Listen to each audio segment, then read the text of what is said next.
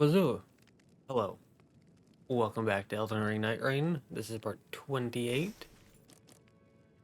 And here, as you can see, I've gotten every single Dawn and Darkness for the 8 characters. I don't have a Remembrance for Iron Eye or Recluse yet. And part of me kind of thinks that Remembrance is what you get for completing their story. Or like completing every single Remembrance. Which, if that's true, all that's left is Iron Eye and Recluse. And we did every single Remembrance. I played through and completed an expedition as every character 3 times. Didn't get access to any more Remembrances, so all that's left, at least for now, is to do Fissure in the Fog and Night Aspect. So, Fissure in the Fog, effective fire, a prehistoric dragon which lurks within the fog, the great shadowy pair of eyes, framed in frigid mist, are said to appear at history's great junctures. Its coldness can readily purloin the living warmth of its victims. And as you can see in the bottom right, I also have nearly 160k mark. So I know that there's more garbs. We'll definitely have the merc to buy those.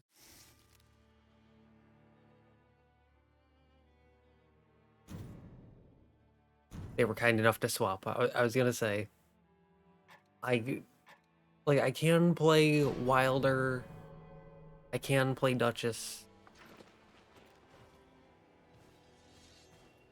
I can play Executor, but Iron Eye, he's my guy. He's the character I'm the most comfortable on. And so when going into a new challenge, I want to be on the guy I'm most comfortable on.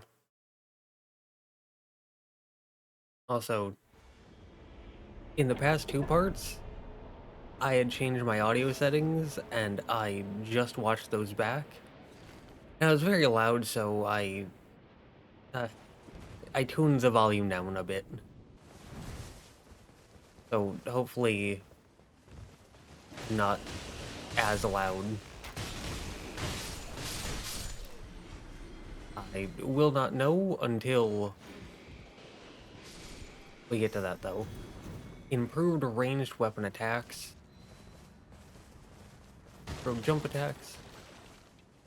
That's 36. This is 33.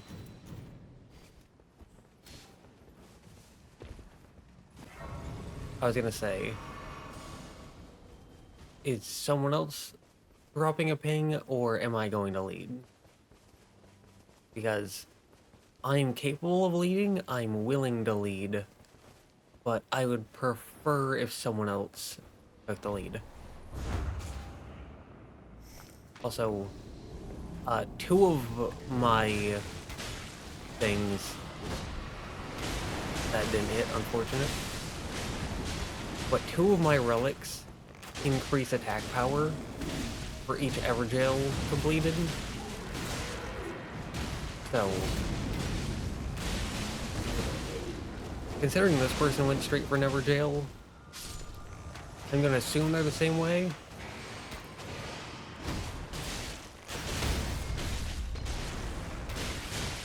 Ooh. We have Poison and Rot already. I'm gonna drop that and pin it so they can see that we have it. Bows cannot do successive attacks. I'm pretty sure, at least. So I'm gonna go with the 20k rune.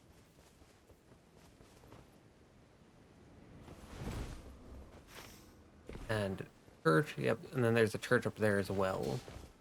So hopefully the team decides to go for that. We can do that, take that jump up to there. I feel like that's a decent enough plan. Also, the Nightlords have different, like, Night 1 and 2 bosses. But there's more than just 2 options.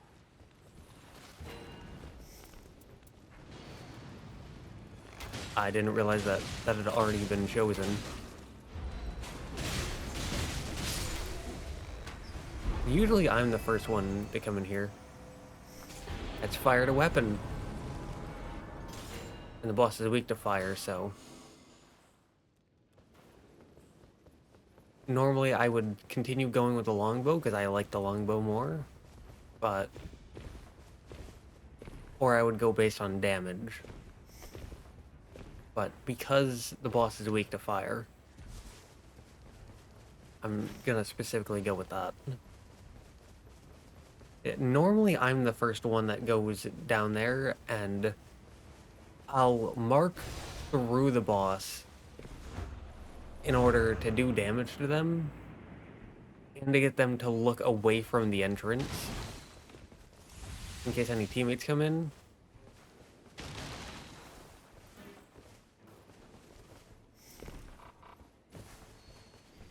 Oh, that was a warming stone. And to open the door for the exit. An omen. Hi.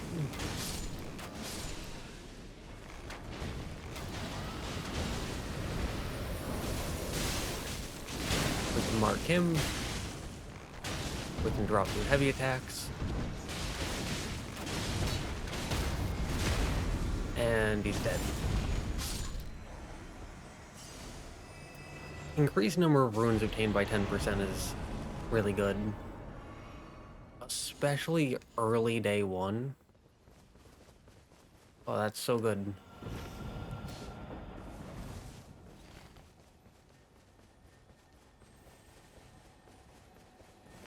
Personally, I would have gone for the church. And then here, but I'd rather go with the team. Partially because if I go there alone, I'm gonna go down with him. Because this allows us to hit the boss. And they have family and breath attacks. Yeah, I hear him behind us.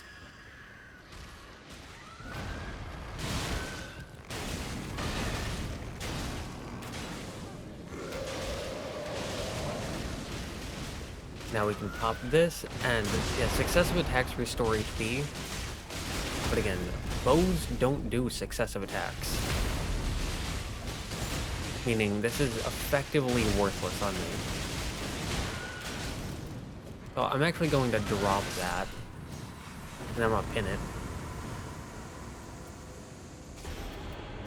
Less likely to be targeted, that was the only useful thing there for me.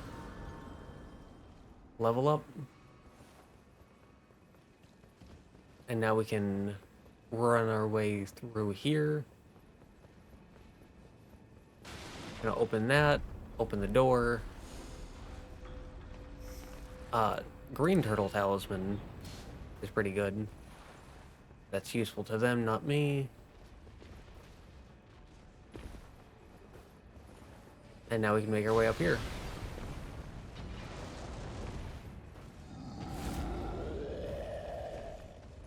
Executor is going for them.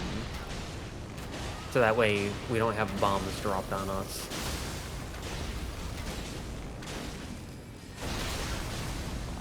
Oh. No, it didn't hit me, so close enough.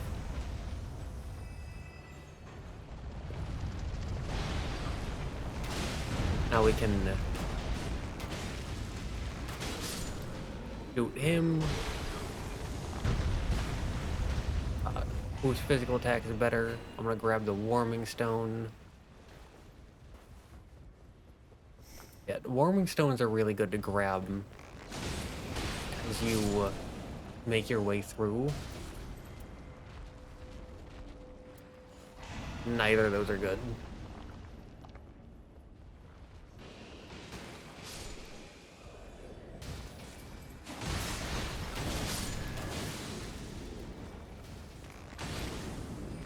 But yeah, warming stones are good to grab as you're making your way through days 1 and 2.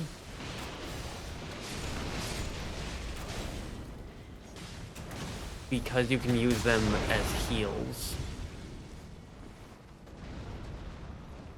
for the Nightlord fight. Now I'm gonna come over here, mark this to get him to do melee attacks, and that way he's not dropping giant magic pots on the teammates. Again, if I'm really loud, I'm sorry. I do not know how I sound as of this moment.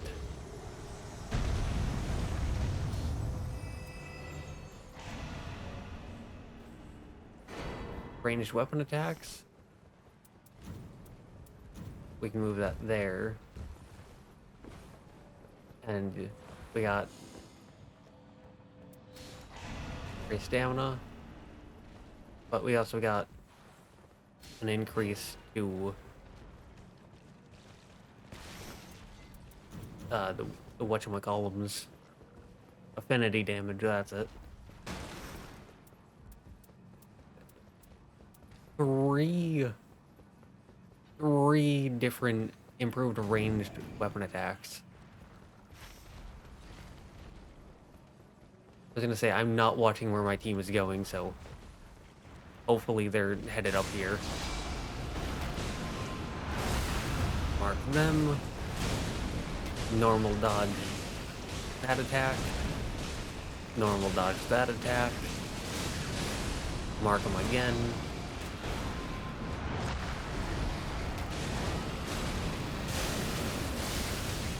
And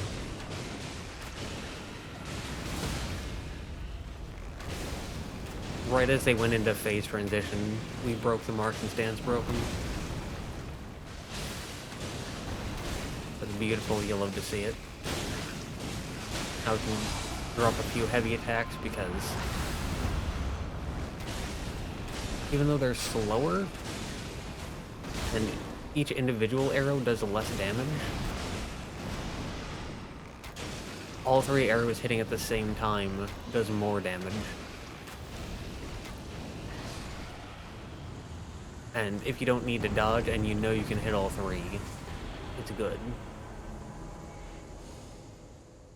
Here, I'm gonna get the pulley crossbow and drop it for them in case they want like a ranged attack when they run out of FP. Because that's something that I always really love when I'm playing Recluse, Revenant, or Duchess. Love having myself the pulley crossbow. It's very good. Does a lot of damage. Pretty quick. Because of how stamina works with it, you can shoot it a lot. And just overall, very good option. Pocket change while we move from one place to the next. Because there's nothing else for us to do, really.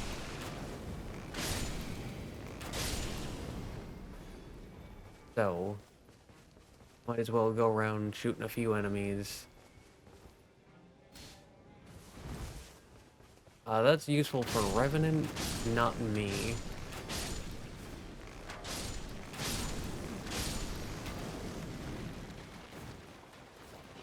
There is the boss there.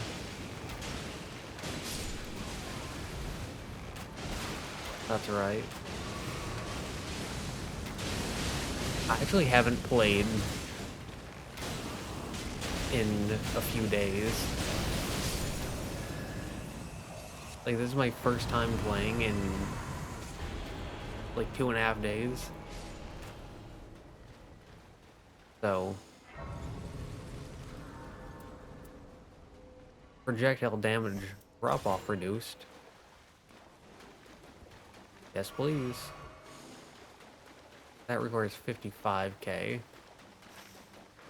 Okay, so... Oh, that was a formidable boss as well. Nice.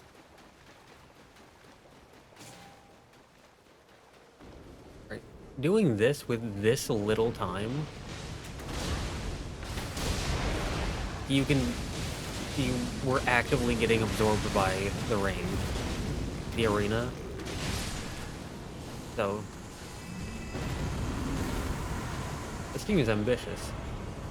Plus, slowly restores HP is actively bad.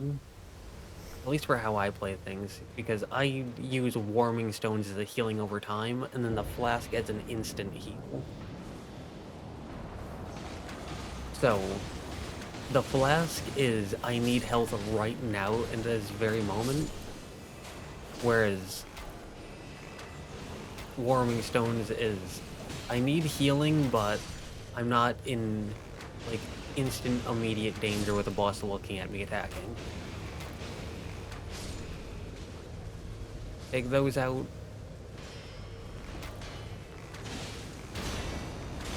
And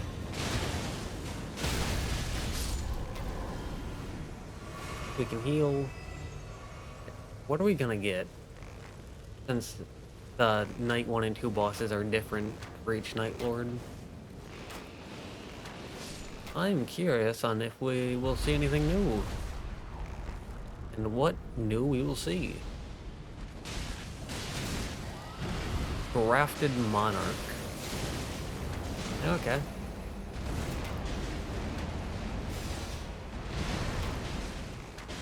I mean, I don't think there are any, like, completely new bosses outside of the 8 Nightlords.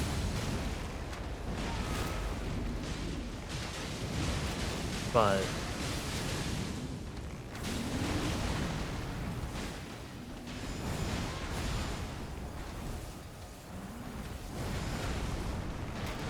that is very familiar. I think we have seen the Grafted Monarch before.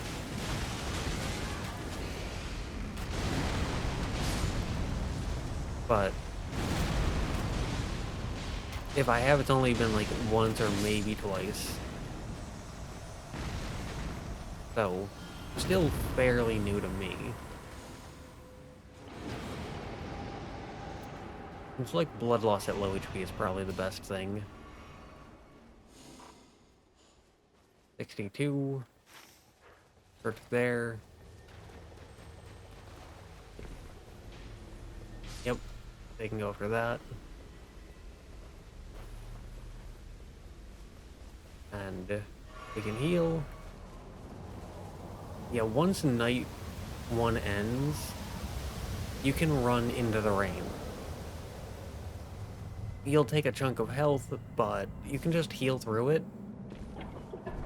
And it'll give you a little head start on the day. Which is pretty nice. Nothing crazy, but nice little quality of life thing you can do for yourself. We now have 4 warming stones. Okay, so Lord of Blood's Exaltation. I like to check to see what talismans my teammates have occasionally, since no one tends to pin Blessed Ood talisman, but it's my child. And so I want to see if anyone is, like, holding my child hostage, so I can know not to trust them. Also, we are very close to a level. We're like 2k away.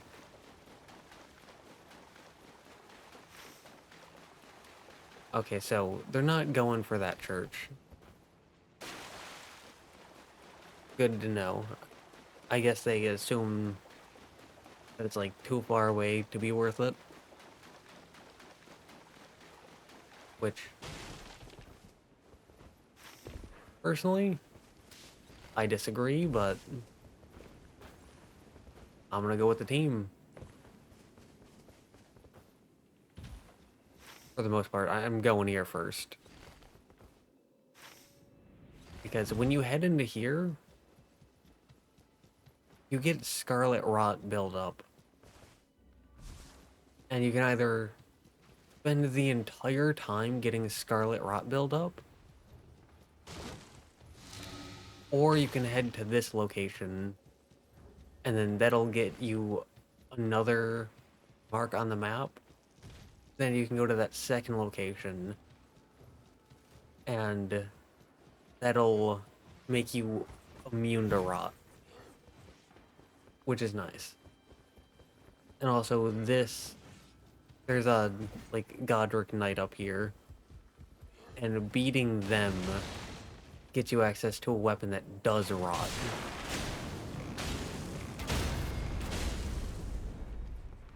We can get this critical in. Killed them, very nice. Yeah, attacks inflict rot.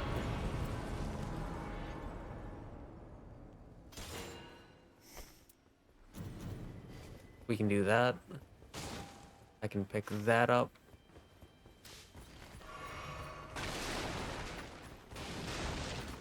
I was gonna level up, but then he showed up. Did they kill that boss? I don't think so. So we can just continue on then. IKEA's very low. Hold on. We're gonna do that to get rid of all those enemies.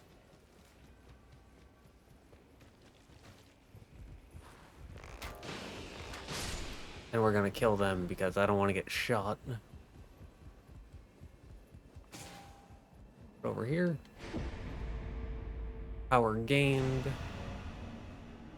We're now immune to rot. Loretta's here, but yeah, the team isn't coming with, so could fight the Erdtree Avatar. I could absolutely fight the Erdtree Avatar alone. I know with full, unwavering confidence that I could solo kill an Erdtree Avatar.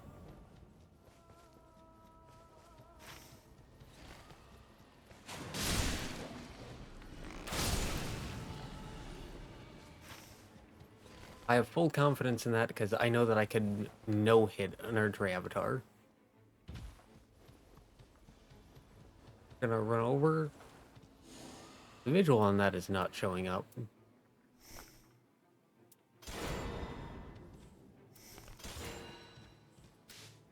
FP restoration upon attacks, Revenant might like that. So I'm gonna pin it.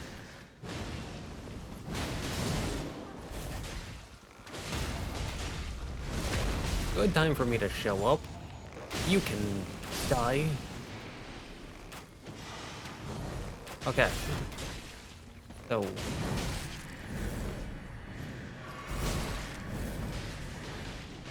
we can shoot the rot bow until he gets rotted. 102, 102, okay. So it actually does the same amount of damage. Good to know. So I can actually use this as my main bow.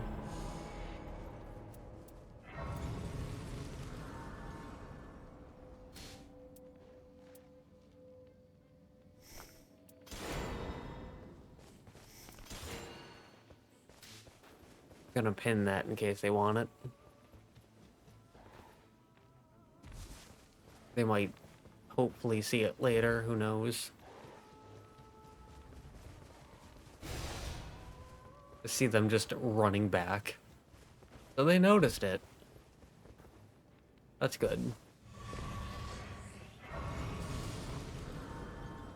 And just as I ran off, I'm fine with them running off for a second to get something useful to them. Especially with the Erdtree Avatar. I'm actually not going to mark the Erdtree Avatar the way I've been marking the other bosses, because that would mean they will die faster.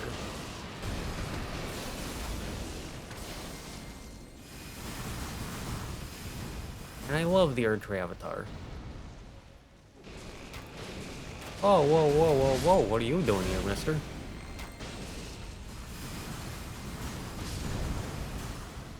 That wasn't an Erdtree Avatar.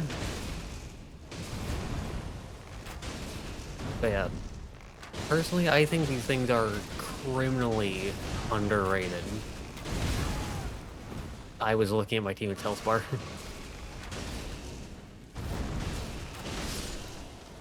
These are one of my favorite non-major bosses. I love them so much. Their design, the way they flow, they're just incredible.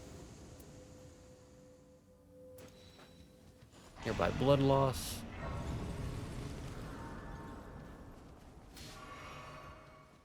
We don't have enough to level up. I don't even need to check, because I already know. Loretta. Mark you.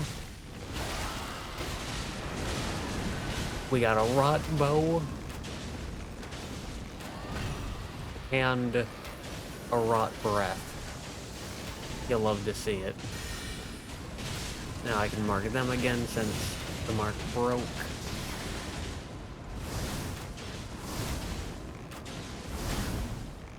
I don't know if you can tell, but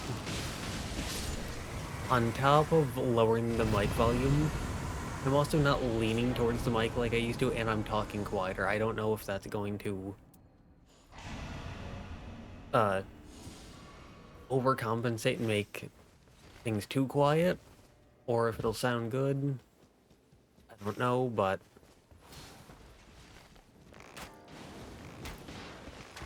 hopefully things sound good.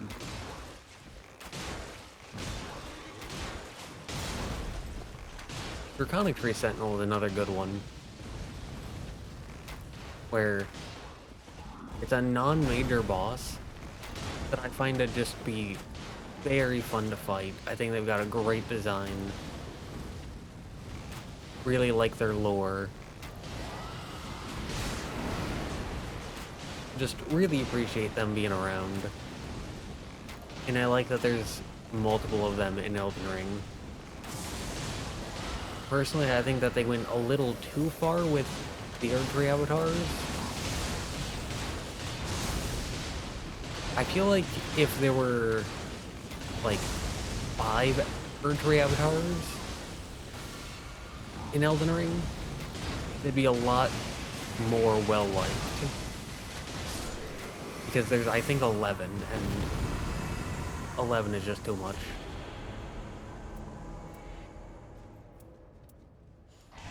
Probably not going to get any critical hits, but still. I'm already full up on 3 things that give us more damage, 1 thing that gives us more range, 1 thing that the boss is weak to, and 1 thing that procs a rot. I am jam-packed full of good stuff. In the game, not in real life.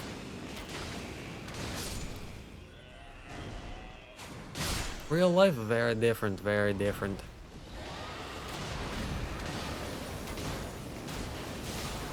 Get rid of the ants so they don't attack the team. Wendigo Mark and the Tree Sentinel ran off because they wanted to smack a child with a halberd. Which, saying that out loud, I completely understand. Personally, I would never do it. Mostly because it's illegal.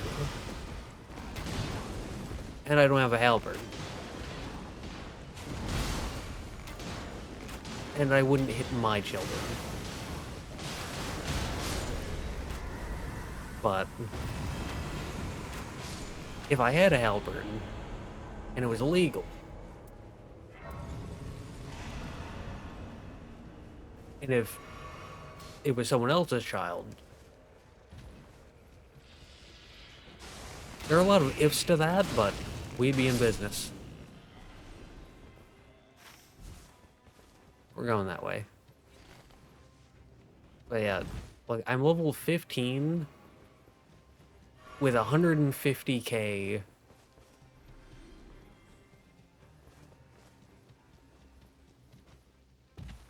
And that's before any pocket change.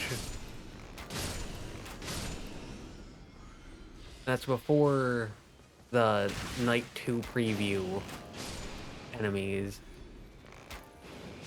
And the Night 2 boss. Like, we would have had time to hit the church.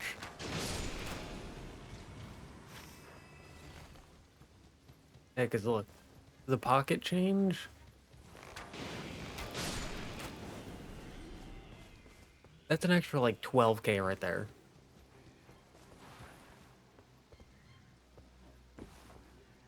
Now, bosses... Let's say bosses give 60k. Even if running to the church meant losing out on 3 bosses, we'd still be almost level 15 right now. Oh, 3 of these Nox enemies. We've seen 2 different Nox enemies before, but 1, it wasn't 3, it was 2.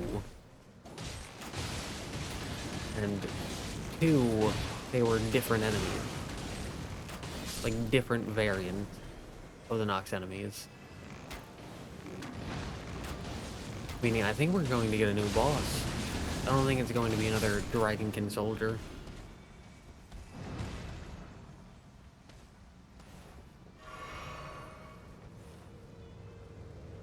Okay. I'm gonna drop a warming stone for the team. It's because I'm greedy. Answer the Boreal Valley. They've been rotted. Don't know too much about the resistances, the weaknesses of a lot of the bosses. So hopefully they're not resistant to fire. Broke the mark so we can mark them again.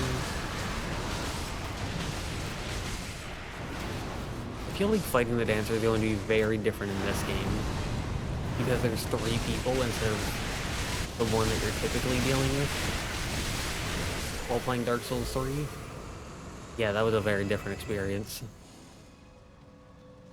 Periodic giant glint blades is nice, but also stamina recovery speed.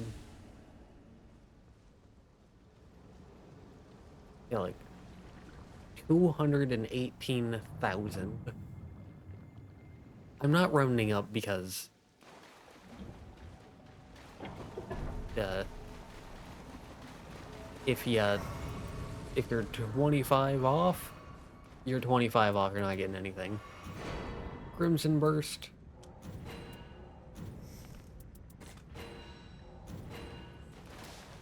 I'm gonna mark that for them. But okay, we have 6 flasks, 6 warming stones, and 1 Crimson Burst crystal tier. I think we are prepared for this boss. The Fissure in the Fog. Dragon. Caligo. Miasma of Night. Okay. I do find it... Ow. I do find it a little confusing that all the Nightlords have a title, like Fissure in the Fog, but then they also have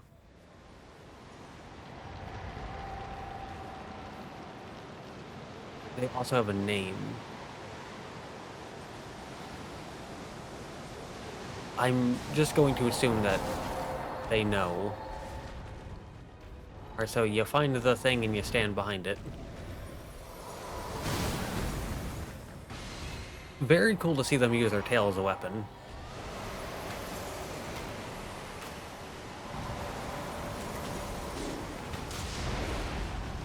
Unfortunate that that didn't hit them. But I still get a bow, so it'll work out. Yeah, they have 4 wings, which you don't see too often, but I really like that.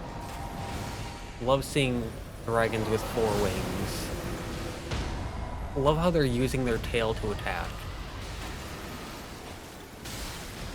Ow.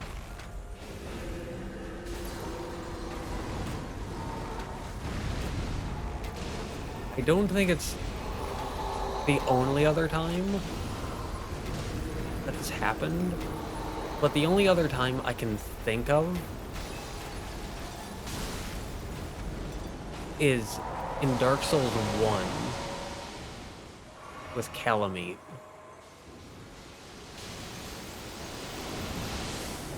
Ooh.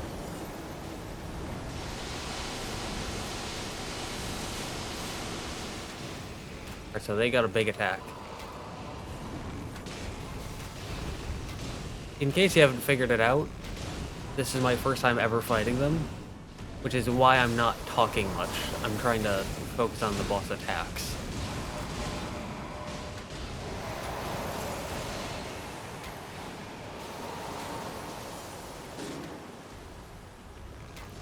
Right. I will say, something that... Ow. Something I'm not a big fan of is the lock-on points.